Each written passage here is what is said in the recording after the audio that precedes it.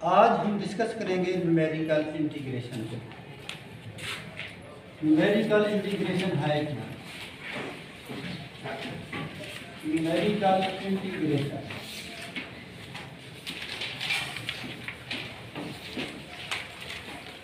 इसकी हमें ज़रूरत क्यों पेश है? तो सबसे पहला जो हमारा क्वेश्चन है कि अगर मैं आप लोगों से इंटीग्रेशन के बारे में बात करूं तो इंटीग्रेशन क्या है? काफ़ी सारे लोग पढ़ते आ रहे हैं इंटीग्रेशन के बारे में।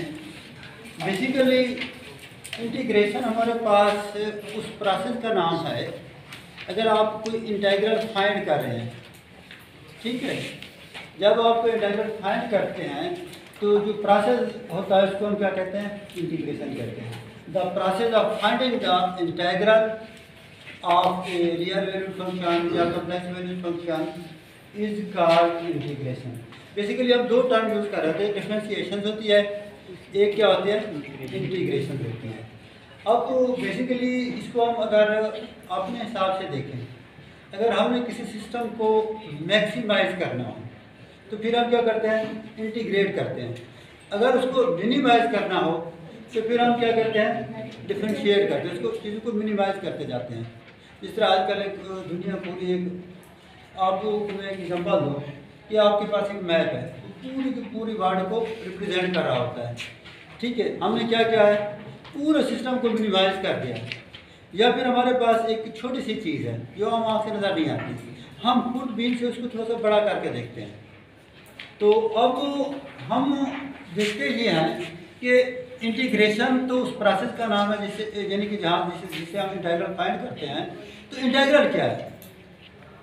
अब हमारा जो पहला क्वेश्चन है वो क्या है जी? What is integral?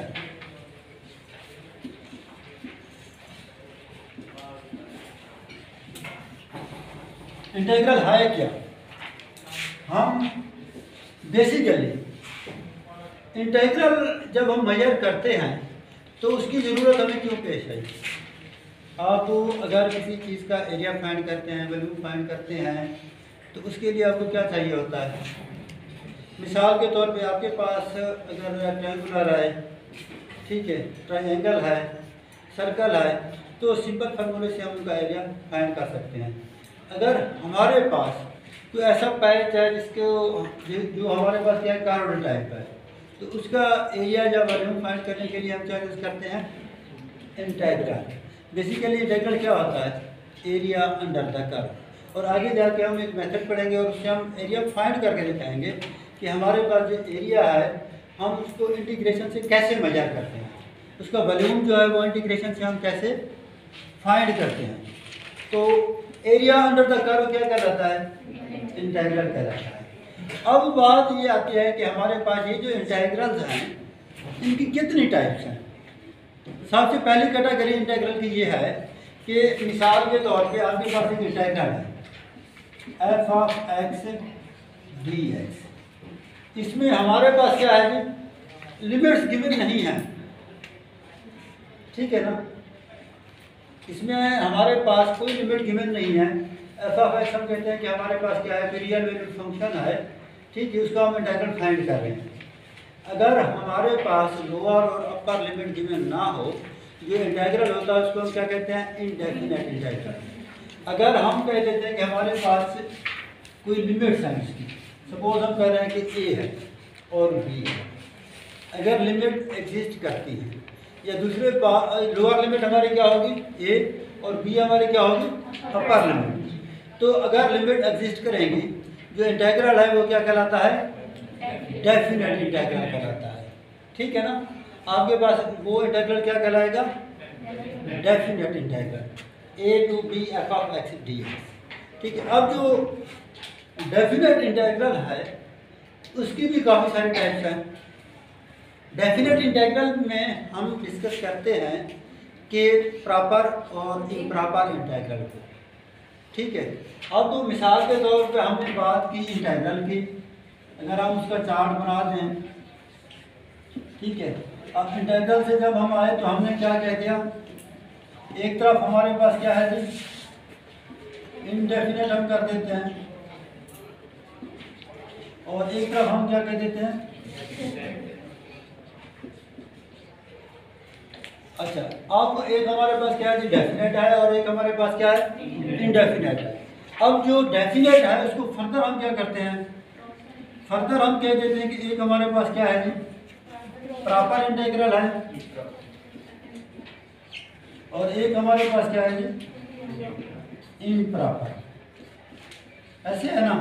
अब जो हमारे पास प्रॉपर इंटीग्रल है उसमें हमारे पास क्या होता है, एक लिमिट हमें गिवन है, ठीक है ना। अगर वो लिमिट क्या हो, डिफाइंड हो, ठीक है ना, ए और बी जो हमारे लिमिट्स हैं, अगर वो क्या है, डिफाइंड है, तो उसको हम क्या कहते हैं, प्रॉपर इंटीग्रल। अगर उनमें से एक लिमिट या फिर दोनों अनडिफाइंड है, ठीक है। तो डिफाइंड और अनडिफाइंड का क्या मतलब है, मतलब ये कि अगर आपके पास ये लिमिट इन्फिनिटी है तब भी ये इम्प्रॉपर हो जाएगा, दोनों लिमिट इन्फिनिटी हो तब भी क्या होगा, इम्प्रॉपर हो, ठीक है ना। मिसाल के तौर पे मेरे पास कोई इंटीग्रल है, मैं कहता हूँ कि मैं इन्फिनिटी टू इन्फिनिटी, मेरे पास क्या है, एक्स स्क्वायर डी एक्स है, ये आई इसके बराबर है, ठीक है। अब ये जो हमारे पास एक इंटीग्रल है ये है डेफिनेट, क्योंकि लिमिट इसमें एग्जिस्ट कर रही है ना, गिवन है ना कि ये भी मैंने डेफिनेट ये भी है। बगैर लिमिट की अगर हम बात करते हैं तो हमारे पास क्या होता है, इनडेफिनेट इंटीग्रल होता है, और अगर हमारे पास लिमिट गिवन है तो वो क्या है, डेफिनेट है। लेकिन ये हमारे पास क्या है, इम्प्रॉपर है। अगर इनमें से हम कह देते हैं कि हमारे पास एक लिमिट क्या है, 0 है, 0 टू इन्फिनिटी है, तब भी हमारे पास क्या है, इम्प्रॉपर है। अगर हम ये लिमिट कह दें कि हमारे क्या है, 0 से 2 है, तो फिर हमारे पास क्या हो जाएगा, प्रॉपर, क्योंकि 0 भी डिफाइंड है, 2 भी डिफाइंड है। अगर लिमिट डिफाइंड हो तो फिर हमारे पास क्या आ जाता है, प्रॉपर इंटीग्रल बन जाता है। अगर अनडिफाइंड हो तो फिर हमारे पास क्या होता है, इम्प्रॉपर। तो नेक्स्ट हम आते हैं कि हमारे पास जो इंटीग्रल है, एक और भी हम जब कॉम्प्लेक्स एनालिसिस को डिफाइन करते हैं तो उसके अंदर हम बात कर रहे होते हैं कि ये रीमान इंटीग्रल है और ये कंटूर इंटीग्रल है, शायद में भी आप लोगों ने पढ़ा हो, ठीक है। अब रीमान और कंटूर में आपके पास क्या फ़र्क है। पहली बात तो यह कि रीमान इंटीग्रल की अगर आप बात करेंगे, एक ऐसा डेफिनेट इंटीग्रल है, पहली बात तो ये है ना कि वो डेफिनेट हो, और फिर उसके अंदर जो फंक्शन है वो क्या हो, रियल वैल्यू हो, ठीक है। तो ये आपके पास एग्जाम्पल है, ये आपके पास क्या है, इसको आप रीमान इंटीग्रल भी कह सकते हैं, क्योंकि इसमें हमारे पास क्या है, फंक्शन क्या है, रियल वैल्यूड है, ठीक है, लिमिट भी क्या है, डिफाइंड है। अगर उसमें हमारे पास जो फंक्शन है क्या हो, कॉम्प्लेक्स वैल्यूड हो, ठीक है, तो फिर वो जो हमारे पास क्या होता है, इंटीग्रल होता है। अगर ये वाला जो फंक्शन है, ये जो एफ एक्स इसकी हम बात कर रहे हैं, ये क्या हो, कॉम्प्लेक्स वैल्यूड हो, फिर हम उसको क्या कहेंगे, कंटूर इंटीग्रल। और ए टू बी जो है उसका क्या कहलाता है, पाथ कहलाता है, और उसकी जो नोटेशन है फिर हम उसको क्या कर देंगे, इस तरह लिख लेंगे, ठीक है ना।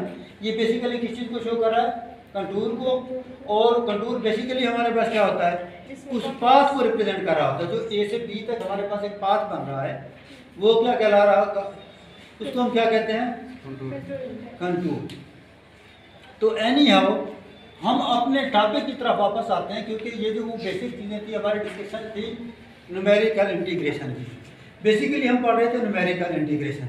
हमारे पास काफ़ी सारे प्रॉब्लम्स हैं जिनका जो सोल्यूशन है वो बाज़ दफ़ा एग्जिस्ट नहीं कर पा रहा होता इंटीग्रल्स का। तो उसके लिए फिर हम क्या करते हैं, न्यूमेरिकल मेथड यूज़ करते हैं, ठीक है, ताकि हम उसको फाइंड कर सकें। तो उसमें हमारे पास जो न्यूमेरिकल इंटीग्रेशन है उसमें हमारे पास काफ़ी सारे मेथड्स हैं। उनमें जो सबसे जो सिंपल मेथड है वो रेक्टेंगुलर रूल, शायद आपने सुना हो, trapezoidal rule, rectangular rule, Simpson rule, ठीक है। तो इसमें न्यूटन क्वाड्रेचर फार्मूला है। तो ये काफ़ी सारी चीज़ें हैं जो इस डोमेन में आती हैं, ठीक है। तो अब हम आगे फर्दर क्या करते हैं कि ये जो हमारे पास बेसिकली हमारा टॉपिक क्या था? Numerical integration. ठीक है, तो बेसिकली जब हमने न्यूमेरिकल एनालिसिस को डिफाइन किया कि हमारा एक क्वेश्चन था कि what is numerical analysis. Numerical analysis हमने क्या कहा था? Numerical analysis is an algorithm which is used to find the approximate solution of mathematical problem. मैं अगर आप लोगों से पूछूं कि what is calculus, what is algebra, what is geometry, तो मेरे ख्याल में आप सारे नाराज़ हो जाएंगे या फिर खामोश हो जाएंगे, क्योंकि मुझे आप जवाब नहीं देंगे। ऐसे है ना?